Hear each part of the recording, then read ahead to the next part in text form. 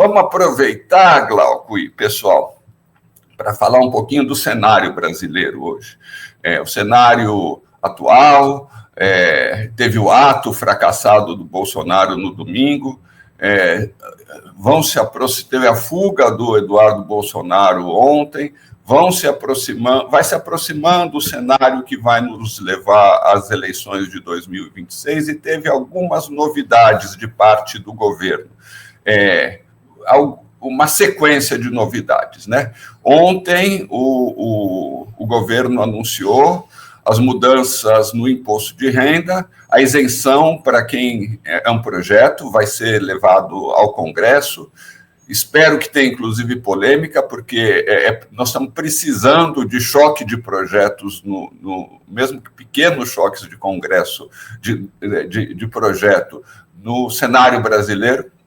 Mas, enfim, é uma promessa de campanha que está sendo cumprida, apresentar para o Congresso a proposta de isenção de renda, de imposto de renda para quem ganha até 5 mil e tem pequena redução para quem ganha até 7 mil reais. Primeiro fato.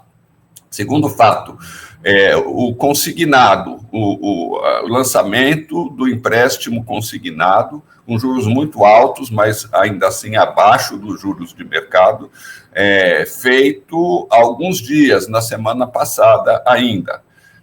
Terceiro fato, nessa segunda-feira, o ministro Alexandre Padilha anunciou um edital de contratação de mais 2.200 médicos para o programa Mais Médicos, que vai beneficiar 1.300 cidades aproximadamente. Especula-se, quarto fato, que o governo pode vir a apoiar, está debatendo ainda internamente, debatendo com os aliados, pode vir a apoiar a jornada 6x1, seria outro fato político relevante. Vamos tentar aqui, brevemente, Glauco, entender o sentido desse conjunto de iniciativas, as chances de êxito, inclusive tendo em vista as eleições de 2026 e como é possível a gente se posicionar diante das medidas. 4 pontos aqui para a gente enxergar esse conjunto de ações, né? Eu acho que o primeiro é que o governo acordou para 2026 e para o declínio acelerado que ele vinha enfrentando nas pesquisas de opinião pública desde dezembro do ano passado, desde o final do ano passado, na verdade. Esse acordar é importante, Glauco, porque até o final do ano passado prevalecia outro discurso, o discurso de só lançar e correr para o abraço, digamos assim. Se falava que, por meio do arcabouço fiscal, o governo tinha estabelecido os fundamentos saudáveis da economia e, por meio das PPPs, tinha aberto espaço para capturar uma parte da massa muito grande de recursos, de capitais, que anda pelo mundo num cenário de muita concentração de riqueza, de formação de grandes fundos trilionários. Então, os fundamentos básicos da economia e mais abertura de espaço para os capitais internacionais bastava para esperar bons resultados. Se usou muito a metáfora, né? Agora era o tempo de colher. A semeadura tinha sido feita, agora era o tempo de colher.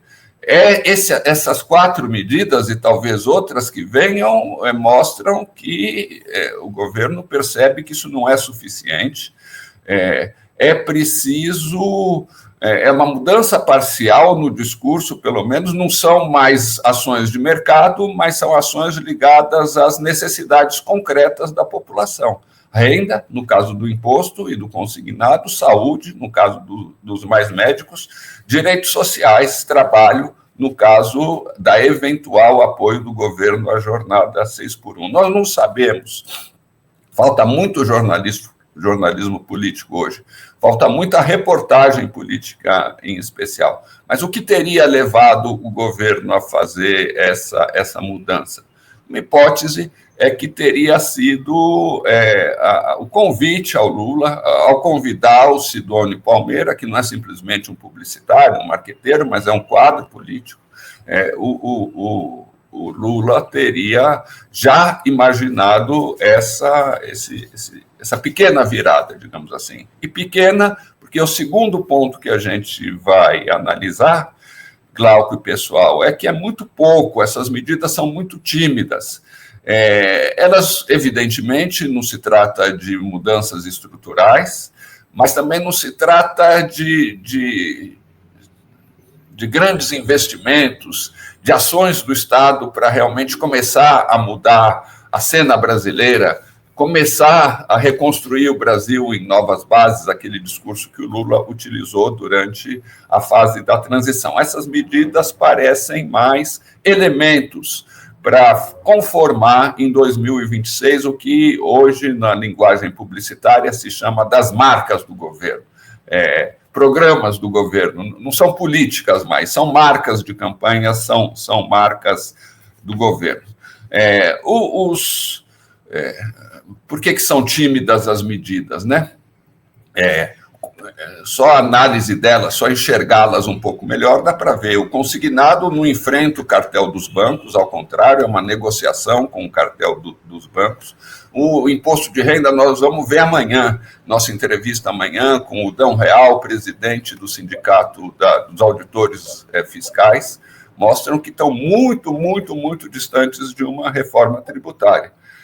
Nos mais médicos, o governo está basicamente cumprindo, são 2.200 médicos a mais, cumprindo a meta estabelecida no começo do governo de 28 mil médicos a mais. Então, não é uma revolução no SUS, não é o SUS voltando a sua projeto, a sua concepção original, mas principalmente, Glauco, a gente pode dizer que essas medidas são tímidas porque elas não enfrentam os dois grandes obstáculos à reconstrução do país, a dominação financeira e a estrutura oligárquica e fisiológica das instituições. Estão aí duas imagens que mostram bem isso, os encontros do Lula com os novos presidentes da Câmara e do Senado, e, no final do ano passado, o encontro do ministro Fernando Haddad, festivo, no jantar de Natal da FEBRABAN,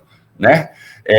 Essas medidas mantêm alguns traços neoliberais muito fortes no governo. O arcabouço fiscal, que a gente comentou longamente desde o início, aqui no Outras Palavras, que estabelece, engessa o governo, mete o governo numa camisa de força, porque impede o gasto público, que seria essencial numa correlação de forças difícil para começar a mexer o país e mobilizar a sociedade. E as PPPs a gente falou pouco ainda. É incrível, é um traço essencial desse atual projeto de governo. O jornalismo não tem coberto, mesmo nós, em Outras Palavras, estamos devendo uma análise um pouco maior. Mas as PPPs, essencialmente, transformam aquilo que seria o comum em, digamos assim, em território de acumulação de capital rentista, porque elas concedem as estradas, as poucas ferrovias que nós temos, os portos, os aeroportos, mas principalmente a água, com recursos do BNDES, a água e o saneamento. Algumas, inclusive, transferem presídios para a iniciativa privada. Tudo aquilo que devia ser do comum, tudo aquilo que devia ser base para o novo desenvolvimento, é capturado pelos grandes rentistas, pelos grandes capitais disponíveis hoje no mundo. Então, isso não está resolvido nessas medidas. As medidas não apelam também à mobilização social, basta a gente, para discutir os obstáculos à mudança do país, a gente pode comparar a atitude do governo brasileiro com a da presidenta mexicana, por exemplo, que convoca todos os dias a população a discutir os problemas do país. Então, são muito tímidas as medidas. Um terceiro aspecto contraditório, Glauco, que acho que a gente tem que analisar, é que as medidas podem ter eficácia eleitoral, sim. Nós não devemos achar que nós estamos caminhando fatalisticamente para a vitória da ultradireita em 2026. Por que essas medidas podem ter resultado? A materialidade delas, o Brasil está numa situação tão difícil que mesmo pequenos alívios são importantes. O imposto, a mudança no imposto de renda vai jogar mais dinheiro na economia, vai aliviar muito a situação das pessoas que ganham até R$5.000, que hoje deixam mais de 10%, os que ganham 5 mil, né, da sua renda em impostos. Esse dinheiro para essa faixa de renda vai todo para a economia. O consignado vai fazer com que uma parte das dívidas, a população está extremamente endividada, onere menos, porque serão juros muito altos, mas juros muito mais baixos do que os juros pagos hoje pela população. Os mais médicos vão atender a 1.500 municípios, onde eles fazem muita diferença, né? Nós sabemos. São essa foto muito bonita, inclusive, do fotógrafo Araquém, que mostra um pouco o papel que os mais médicos têm. Mas outro elemento que mostra que essas medidas poderão ter êxito é que, como lembrou Paulo Nogueira Batista, numa entrevista aqui a gente há alguns dias, a ultradireita não está com essa bola toda, está enfrentando dificuldades. E sinais disso são o fracasso do ato, a fuga do Eduardo Bolsonaro, as hesitações do Tarcísio, do Ronaldo Caiado, Tarcísio tendendo muito mais a disputar o governo de São Paulo, onde a vitória dele praticamente são favas contadas. Ele nunca foi testado eleitoralmente em todo o Brasil, o Ronaldo Caiado muito menos. O Lula pode estar tentando ocupar esse espaço, ocupar esse vácuo que está surgindo agora, antes que ele se feche ou antes que um aventureiro lance mão, digamos assim. Então, apesar... Primeiro, as medidas revelam uma mudança de atitude do governo. Segundo, são muito tímidas. Terceiro, apesar disso, elas podem ter efeito eleitoral relevante. É muito provável que o governo recupere um pouco da sua popularidade e que a disputa de 2026 seja muito acirrada. Agora, diante desse cenário contraditório, como agir, Glauco? Eu acho que a gente precisa, em primeiro lugar, evitar dois erros opostos. O primeiro é achar que realmente agora o governo está entrando nos eixos, sem observar todos os limites dessas medidas e como elas representam muito pouco diante da enorme regressão do Brasil e como elas não arranham essa regressão, como a gente precisaria avançar muito mais. Mas o segundo erro gêmeo desse é exacerbar as críticas ao lulismo, em especial aos aspectos neoliberais do seu projeto, que são reais, sem ter em mente as eleições de 2026, a correlação de forças atual e a certeza de que existe um avanço, um ascenso da ultradireita no mundo todo não, na Europa e nas Américas, e que uma vitória dessa corrente, em qualquer uma das suas variantes, seria trágica, significaria desmantelar o pouco que nós temos, que restou do estado de bem-estar social brasileiro, significaria, por exemplo, trocar o SUS por vouchers para essas clínicas privadas, significaria privatizar a Petrobras, o Banco do Brasil, o BNDES, significaria privar o país dos instrumentos que podem, algum dia, estabelecer condições para a reconstrução nacional. Então, tem havido muito a tendência a essa exacerbação dos aspectos neoliberais do governo e de não ter estratégia, porque isso, como não existe nenhuma alternativa hoje ao Lula, isso significa fazer uma crítica, às vezes radicalizada, mas vazia, portanto infértil, portanto impotente, porque não conduz a uma alternativa. E qual que seria, o que fazer diante disso, gente?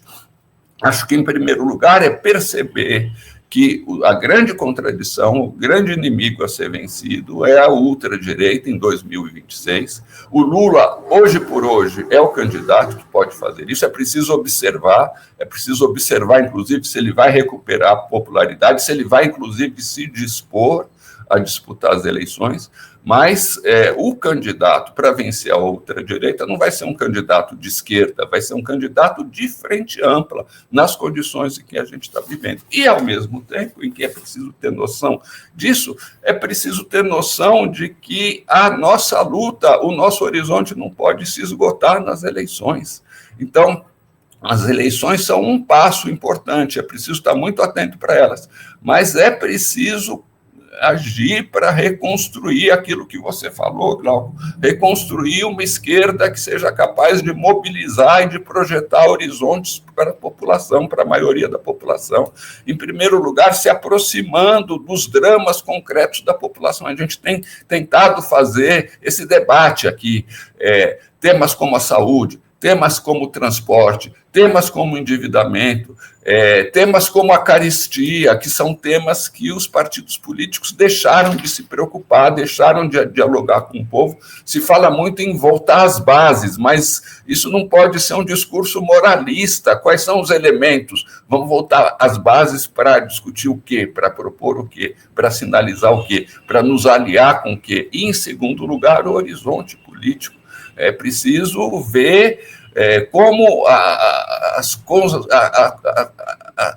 correlação de forças e os consensos mudam. Há 10 anos, essas forças de ultradireita não representavam praticamente nada. Há uma crise do capitalismo. É preciso voltar a projetar horizontes de pós-capitalismo, que são muito diferentes dos horizontes dos séculos passados. Isso aqui a gente faz uma hora dessas, um programa sobre isso, mas é preciso pensar que num mundo onde as tecnologias se desenvolveram tanto, em que há tanta riqueza produzida, em que há tanta concentração de riqueza, há um enorme espaço para propor um conjunto de medidas de redistribuição dessa riqueza, de novas formas de expropriar os expropriadores, como dizia o Marx. É possível portanto, é preciso atentar às eleições, é preciso ser realista nas eleições, é preciso evitar a vitória da ultradireita nas eleições, mas, ao mesmo tempo, é preciso ver o horizonte além delas e a reconstrução de um projeto político além delas.